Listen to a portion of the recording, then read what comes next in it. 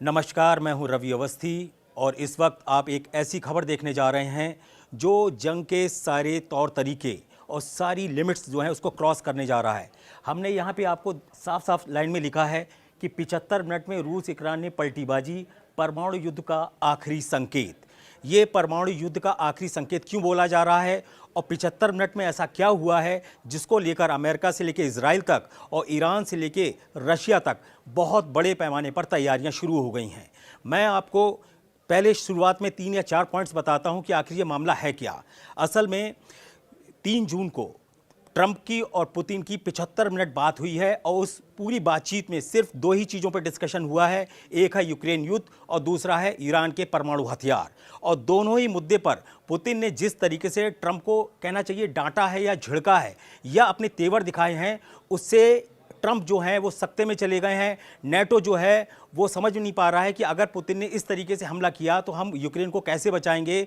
और पुतिन ने अपने इशारों में बोला है और साफ तौर पे बोला है कि अगर ईरान के परमाणु ठिकानों पर किसी भी तरीके का हमला करने की कोशिश की गई तो इसको एक खुला युद्ध माना जाएगा और रशिया पीछे नहीं हटेगा। अब हम एक खबर से दूसरी खबर को जोड़ते हुए चलते हैं कि पुतिन ही एक ऐसा की फैक्टर क्यों बने हैं जिसकी वजह से ट्रंप को 75 मिनट तक ट्रंप को मनाना पड़ा। 1 घंटा 15 मिनट तक ट्रंप यही समझाते रहे कि आप यूक्रेन पर पलटवार मत करिए। भले ही यूक्रेन ने आपके 4 एयरबेस पे भारी तबाही मचाई है, आप इसको शांति से करिए। इस्तांबुल जो तुर्की की राजधानी है वहाँ पर बातचीत को आगे बढ़ाइए। लेकिन ट्रंप ने रत्ती भर किसी की कुछ नहीं सुनी और उन्होंने सीधा बोला कि रशिया जो है वो उसके जो 4-5 एयरबेस पे जो अटैक हुआ है उसका एक ऐसा खूंखार बदला लेगा जिसकी किसी ने कल्पना नहीं की होगी। इसीलिए बार बार जो युद्ध के विशेषज्ञ हैं वो खुले तौर पर बोलने लगे हैं कि अब जो ईरान और अमेरिका और इधर रशिया और यूक्रेन का जो टसल है या जो युद्ध है या जो आपस में खींचतान मची है वो एक ऐसे मुहाने पे आ गई है जहां पर अब सीधा बोला जा सकता है कि अब आखिरी विकल्प के युद्ध होंगे जिसे परमाणु युद्ध माना जा सकता है या ऐसे हथियार इस्तेमाल होंगे जिनकी तबाही किसी भी परमाणु हथियार से कम नहीं होगी। और पुतिन ने अपने जो इरादे दिखाए हैं इस 75 मिनट की बातचीत में वो आपको हैरान कर देंगे। हम पहले एक तरफ से चलते हैं कि आखिर माजरा है क्या। माजरा ये है कि जो 5 एयरबेस साइबेरिया में रशिया के थे उसके ऊपर जो अटैक किया गया था, ड्रोन अटैक किया गया था, वो यूक्रेन के लिए एक बहुत बड़ी अचीवमेंट जरूर थी। लेकिन उसने एक ऐसे कहते हैं ना एक ऐसे छत्ते में हाथ डाल दिया जहां वो अब समझ ही नहीं पा रहा है कि अगर रशिया उस पर पलटवार करेगा तो वो अपने आप को बचाएगा कैसे। क्योंकि रशिया की तरफ से जो इंडिकेशन दिए गए हैं वहां के टॉप जनरल्स ने, उन्होंने बोला है कि भाई अभी तो युद्ध शुरू हुआ ही नहीं था, अब असली युद्ध शुरू हुआ है। अब हम आपको दिखाएंगे कि 1200 दिन यानी कि रूस यूक्रेन युद्ध को 1200 दिन जो है वो होने वाले हैं या हो जाएंगे अगले 48 घंटे के अंदर। उसके बाद जो अब अटैक रशिया करने वाला है वो एक ऐसा अटैक होगा जो वास्तव में जिसे कहते हैं ना कि खून के गड्ढे में यूक्रेन को पहुंचा देंगे, ऐसा रशियंस जनरल कह रहे हैं। वो कह रहे हैं कि कीव जो है ना उसको एक ऐसे गड्ढे में हम डालेंगे जहां से कीव का वजूद ही खत्म हो जाएगा। कुछ वॉर एक्सपर्ट्स का दावा है कि पुतिन ने ईरान को इशारा कर दिया है कि आपको इनकी कोई शर्त नहीं माननी है। इंपॉर्टेंट चीज़ ये है कि ईरान ने 2-2 कह दिया है। वहाँ के जो सुप्रीम लीडर हैं अली खामनेई, मैं आपको पहले भी बता चुका हूँ फिर बता रहा हूँ, उन्होंने सीधा बोला है कि आप याद रखिएगा कि हम किसी भी परमाणु मिशन को नहीं रोकेंगे। हैरानी की बात यह है कि जो ट्रंप दावा कर रहे थे कि अगले 24 घंटे के अंदर अमेरिका और ईरान की परमाणु डील होने वाली है, अब वही ट्रंप पुतिन से कह रहे हैं कि भाई ईरान को मना लो, उसको समझा लो। मैं चाहता हूं कि वो किसी भी तरीके से अपने परमाणु मिशन को रोक दे। लेकिन जो वहां के सुप्रीम लीडर हैं अली खामनेई 86 साल के, उन्होंने बहुत ही साफ शब्दों में स्पष्ट ऐलान कर दिया है कि हम अपना यूरेनियम संवर्धन लगातार जारी रखेंगे। अभी जो कुछ रिपोर्ट्स आई हैं ब्रिटिश मीडिया की तरफ से, उसमें द सन अखबार ने दावा किया है कि ईरान के पास इस वक्त लगभग 42 किलो यूरेनियम जो संवर्धित यूरेनियम है 90%, वो इतना उसने तैयार कर लिया है कि अगर वो चाहे तो 9 परमाणु बम तो कभी भी बना सकता है। ये एक बहुत बड़ा दावा द सन अखबार ब्रिटेन की तरफ से किया गया है, ब्रिटिश अखबार की तरफ से किया जा रहा है। दूसरी इंपॉर्टेंट चीज़ ये है कि जो IAEA है, जो अंतर्राष्ट्रीय परमाणु संस्था है, उसके जो चीफ हैं राफेल ग्रॉसी, वो तो खुद अपनी रिपोर्ट में स्पष्ट रूप से लिख चुके हैं कि आज की तारीख में 60% जो संवर्धित यूरेनियम है उसकी क्षमता लगभग लगभग 408 किलो से ज़्यादा की ईरान के पास हो चुकी है। आपको मैं ऐसे समझा दूं को 60% से 90% जो संवर्धन यूरेनियम का संवर्धन किया जाता है उसमें ज़्यादा वक्त नहीं लगता है, 1-1.5 महीने में वो 90% पहुंच जाता है। अगर 90% यूरेनियम संवर्धित है तो आप उससे एक घातक परमाणु बम बना सकते हो। ये जो चीजें हैं ये ईरान ने हासिल कर ली हैं और पुतिन इसको पूरा बैक कर रहे हैं। पुतिन जानते हैं कि अगर ईरान ने अपना परमाणु हथियार रोका तो सिंपल सी बात है कि अमेरिका के ऊपर से दबाव हटेगा, इजराइल उस पर तुरंत अटैक करेगा। अगर ऐसा होगा तो ईरान कमजोर होगा, अगर ईरान कमजोर होगा तो उसको जो हथियारों की सप्लाई रशिया की तरफ हो रही है वो खत्म होने लगेगी या कम होने लगेगी। क्योंकि आज की तारीख में पिछले 1200 दिनों की लड़ाई में अगर रूस यूक्रेन की जंग में हम देखें तो शुरू से ही ईरान ही एक ऐसा मुल्क है, इस्लामिक मुल्क है, जो रशिया की खुलकर मदद कर रहा है। शाहिद 136B जो उसका सबसे लेटेस्ट ड्रोन है और सबसे लंबी दूरी तक मार करने वाला ड्रोन है, उसने यूक्रेन के बहुत बड़े इलाके में चीथड़े उड़ाए हैं। खासतौर से पूर्वी यूक्रेन के जो 4-5 इलाके हैं जिस पर चाहते हैं कि पुतिन की वो कब्जा कर लें, उसमें शाही ड्रोन ने सबसे ज़्यादा तबाही मचाई है। इसीलिए यूक्रेन ने 18 महीने की पूरी ताकत लगाई। वहाँ की जो यूक्रेन सुरक्षा सेवा जिसको SBU बोलते हैं, एक जासूसी कहते ना चाहिए, एक बटालियन यूनिट एजेंसी है जो बहुत ही खुफिया तरीके से अटैक करती है और उसने वास्तव में रशिया में बहुत ज़्यादा तबाही मचाई है। यही वजह है कि उसने 18 महीने की खूब मेहनत की। उसके बाद उसने अपने कंटेनर से ड्रोन उड़ाए, बहुत ही छोटे स्तर के मामूली ड्रोन उड़ाए और उससे रशिया के 5 एयरवेज को भारी नुकसान पहुंचाया। जिसमें सबसे घातक जो नुकसान माना जा रहा है रशिया के लिए वो है उसका A-50 एयरक्राफ्ट, जिसकी अकेले एक की कीमत 3000 करोड़ रुपए है। वो एक ऐसा जासूसी विमान है जिसके जो रशिया के पास सिर्फ 10 की संख्या में है। अगर उसमें से एक उड़ाया है तो ये आप मान के चलिए कि कितना बड़ा रशिया के लिए नुकसान है।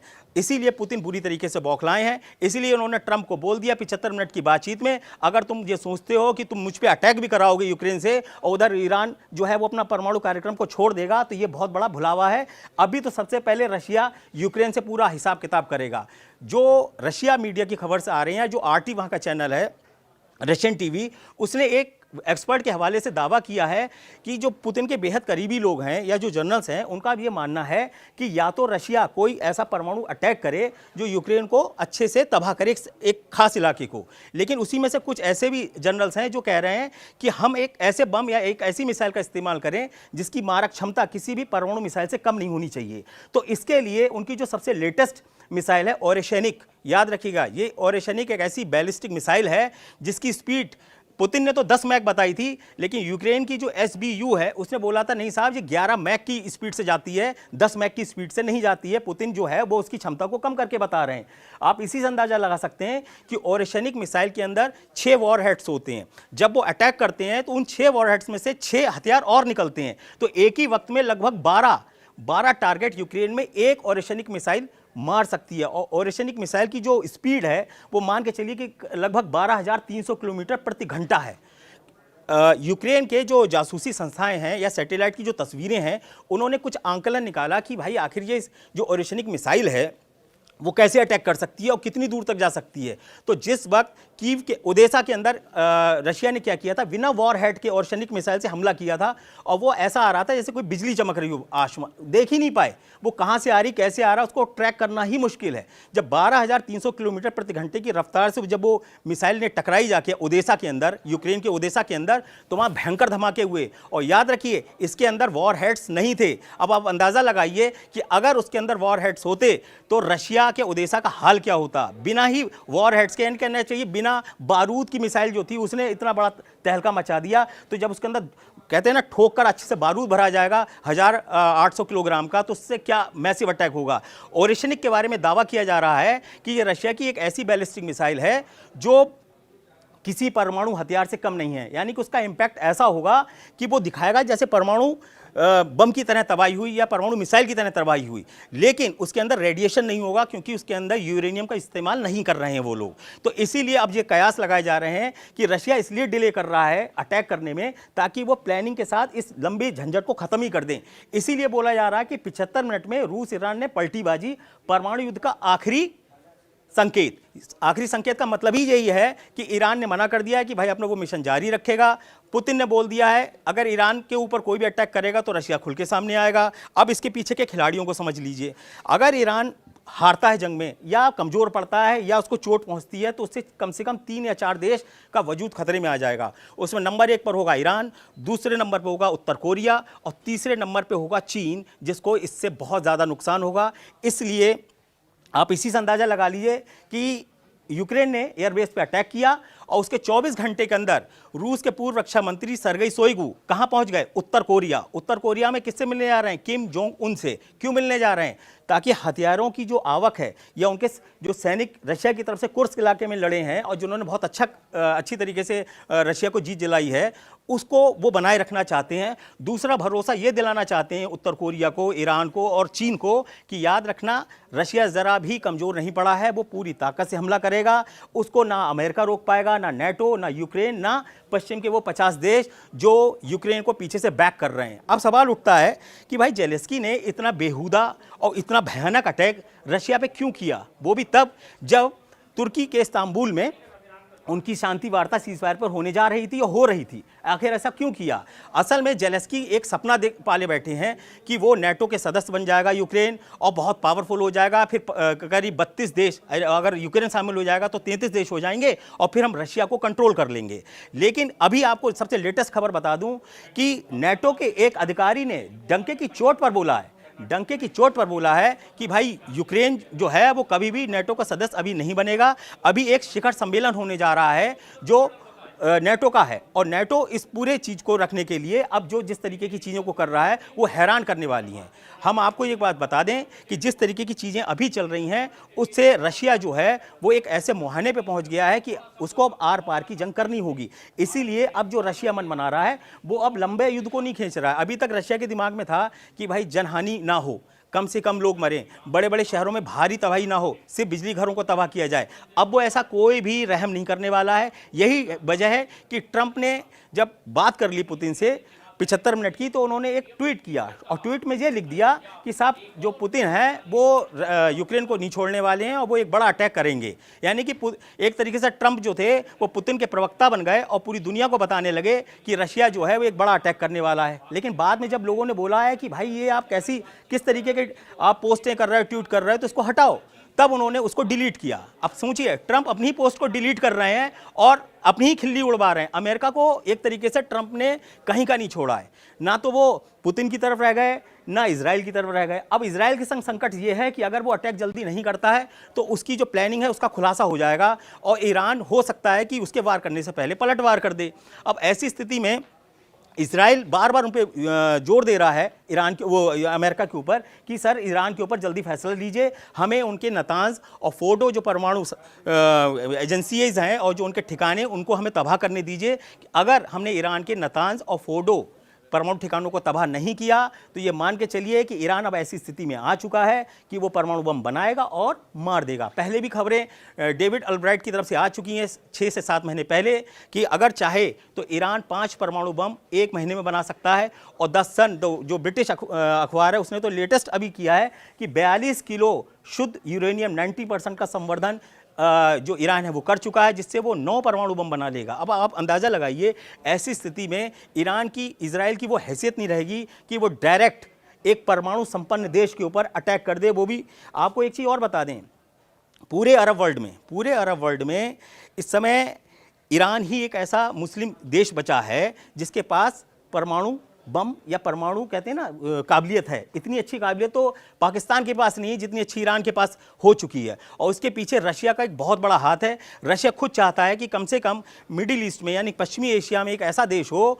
जिसके ऊपर जो हमेशा रशिया के साथ खड़ा रहे और जब भी ज़रूरत पड़े तो उसके हिसाब से वो वहाँ की रणनीतिक और भूनीतिक स्थिति को बदल सकें। अब यहाँ एक खेल और चल रहा है। खेल ये चल रहा है कि रूस और ईरान की जोड़ी जो है उसकी काट किसी के पास नहीं है, ना ट्रंप के पास है ना इजराइल के पास है। अब ट्रंप ने थोड़ा दिमाग लगाया और सऊदी अरब के रक्षा मंत्री जिनको 17 अप्रैल को तेहरान भेजा गया था, खालिद बिन सलमान को, उनसे बोला गया कि आप एक बार जाइए और समझाइए ईरान को कि वो कुछ करे। वहाँ जाके खालिद बिन सलमान जो रक्षा मंत्री, उनको लगा कि हम सऊदी अरब से आए हैं, ईरान हमारे सामने ज़मीन पे बिछ जाएगा और हम जो कहेंगे वो मानेगा। एक गुप्त मीटिंग हुई, अली खामनेई उसमें बैठे, सुप्रीम लीडर 86 साल के जो बेहद तजुर्बेकार हैं युद्ध से लेके हर रणनीति के। दूसरे थे उसमें IRGC के चीफ जिसको ईरान फोर्स का चीफ बोलते हैं, मोहम्मद बाघेरी, वो वहाँ मौजूद थे। और कौन मौजूद था? ईरान के विदेश मंत्री अब्बास आघेरी जो थे, उन्होंने बोला कि भाई हम आपकी इन शर्तों को नहीं मानेंगे, अगर इजराइल हमला करना चाहता है तो करे, हम तैयार हैं, हम फेस करेंगे। उसके बाद जो अमेरिका के कहते हैं कठपुतली बनके जो सऊदी अरब के रक्षा मंत्री गए थे वो बैक हो गए, और इसकी खबर अब आई 17 अप्रैल को। क्या हुआ था आप सोचिए कि एक घटना के पीछे कितनी घटनाएं होती हैं, उन घटनाओं के पीछे कितना खुफिया तंत्र होता है। इसीलिए जैसे ही ये टॉक्स फेल हुई सऊदी अरब और ईरान की, और आपको एक चीज़ मैं और बता दूं, सऊदी अरब का कोई भी बड़ा टॉप अधिकारी या रक्षा मंत्री 20 साल के बाद ईरान पहुंचा था। सोचिए आप, 20 साल के बाद वो बात क्या करने गए? धमकाने गए ईरान को कि भाई सऊदी अरब तुम्हारे साथ नहीं दे पाएगा, अगर तुमने ऐसा किया तो इजराइल तुम पर अटैक कर देगा, और ट्रंप जो है उनका साथ दे देंगे। लेकिन क्या हुआ? जैसे ही शक्ति दिखाई रशिया ने और ईरान को बोला कि तुम्हें बिल्कुल भी घबराने की ज़रूरत नहीं है, तो हम तुम्हारे साथ खड़े हैं। देखिए ट्रंप ने 75 मिनट तक मनाया, 75 मिनट तक ट्रंप को मनाया। पुतिन ने को मनाते मनाते ट्रंप थक गए, और वो यही नहीं समझा पाए कि ईरान का परमाणु कार्यक्रम को रोकें या यूक्रेन पर होने वाले बड़े अटैक को रोकें। अब कुल मिला के स्थिति ये हो गई है कि सारी चीज़ें बिखर चुकी हैं। उसका एक ही सलूशन बचा है कि अब एक ऐसा बड़ा युद्ध हो जाए जिसमें इतना घातक नुकसान किसी एक देश को हो ताकि युद्ध को रोका जा सके, और उसका एक ही तरीका है, या तो रशिया यूक्रेन को ऊपर बड़ा अटैक कर देगा, अगर उसके अंदर सब कुछ उसके कब्जे में आ गया तो आप मान के चलिए ईरान के ऊपर हमला नहीं करेगा, ना अमेरिका करेगा ना इजराइल करेगा, क्योंकि वो समझ जाएगा कि एक बार जीत के बाद ये लोग बैक करेंगे, फिर वो बड़ा जो अटैक होगा वो खतरे से खाली होगा। अब स्थिति ये है कि कुछ मुस्लिम मुल्कों को जो ईरान है उसके खिलाफ करने की कोशिश हो रही है, जिसमें 4-5 देशों के नाम सामने आए हैं। उसमें एक है कतर, यूएई, बहरीन, मोरक्को और तुर्की। ये ऐसे देश हैं जो चाहते हैं कि भाई ईरान की ताकत को कंट्रोल किया जाए। तुर्की ये चाहता है कि वो नेटो का इकलौता मुस्लिम देश कंट्री है जो नेटो के अंदर है, अगर उसके परमाणु कार्यक्रम को आगे बढ़ावा मिलता है और ईरान को दबाया जाता है तो उसको फ़ायदा होगा, और पूरे इलाके में वो अपना खलीफा का जो एक उसने सोचा है वो हम पूरा कर लेंगे। तो कुल मिला के ये जो चेक एंड बैलेंस की जो लड़ाई है वो एक ऐसे दोहराए पे पहुंच गई है जहां ट्रंप को अब बिल्कुल क्लियर कट अंदाज़ा हो गया है कि पुतिन अब छोड़ेंगे नहीं और ईरान को हम मार नहीं पाएंगे। इसीलिए बोला जा रहा है कि 75 मिनट जो बेवकूफ़ी वाली बातें ट्रंप ने पुतिन के साथ की, उसका खामियाजा अब पूरे यूरोप को, यूक्रेन को, और ख़ास तौर से जो ईरान और रशिया के दुश्मन हैं उनको उठाना पड़ेगा। और अगर इस लड़ाई में मान लो रशिया विन विन सिचुएशन में आ जाता है और जीत जाता है, तो ये आप मान के चलिए कि कोड़ में खाज अमेरिका और इजराइल के लिए कौन कौन से देश हो जाएंगे? ईरान हो जाएगा, ठीक है, चीन हो जाएगा और उत्तर कोरिया हो जाएगा। फिर ये चैन से नहीं बैठने देंगे, ये पूरे वर्ल्ड ऑर्डर को तहस नहस कर देंगे, और उस तहस नहस से बचने के लिए मजबूरी में यूरोप को और बाकी कंट्रीज़ को रशिया से युद्ध करना पड़ेगा। और ऐसी स्थिति में आप सीधे जानते हैं कि तीसरा विश्व युद्ध होकर रहेगा। इसीलिए बोल रहे हैं लोग कि जो जेलेंस्की ने बेवकूफ़ी की है और जो 5 एयर बेस पे अटैक किया है, और बड़ा जोश से बोल रहे हैं कि भाई हमने पर्ल हार्बर अटैक कर दिया जापान की तरह। जैसे 7 दिसंबर 1941 को क्या हुआ था कि सुसाइड बॉम्ब, जो फाइटर पायलट्स थे उन्होंने अपने बॉम्ब्स लगाए, लैंडिंग गियर ही नहीं रखे, लैंडिंग गियर निकाल दी, उसके जो थे वो ड्रॉप करिए गए रास्ते में, और उसके बाद सीधे सीधे जो हवाई में पर्ल हार्बर जो उनका नौसैनिक अड्डा था अमेरिका का, उस पर ज़बरदस्त अटैक किया था जिसमें बहुत सारे युद्धपोत और पनडुब्बियाँ तबाह हुई थी, और 2000 से ज़्यादा तो नौसैनिक ही मारे गए थे। उसके बाद ही जो अमेरिका था वो वर्ल्ड वॉर 2 में सही तरीके से उतरा था। 1941 तक अमेरिका जो था वो बस हथियार सप्लाई कर रहा था, साथ देने की बात कर रहा था, लेकिन 1941 के बाद वो पूरी तरीके से जंग में उतरा, और यही वजह है कि 1945 में उसने जापान के ऊपर एटम बम फेंका। अगर यही फार्मूला अपनाया जाए तो आप ये मान के चलिए कि यूक्रेन पर भी परमाणु अटैक हो सकता है, क्योंकि अब पुतिन के लिए बर्दाश्त से चीज़ें बाहर हो चुकी हैं। उसके ऐसे बॉम्बर्स पर अटैक हुआ जिसके बारे में कल्पना नहीं की जा सकती थी कि इस तरीके का अटैक होगा, लेकिन हुआ। युद्ध में याद रखिए सब लोग मर सकते हैं, लेकिन युद्ध हमेशा अमर होता है, वो कभी नहीं मरता, किसी सदी में नहीं मरता, आने वाली सदियों में भी कभी नहीं मरेगा। युद्ध होता रहेगा। युद्ध में विजेता और हारने वाले अलग अलग चेहरे हो सकते हैं, लेकिन युद्ध हमेशा अमर रहता है, वो कभी मरता ही नहीं है।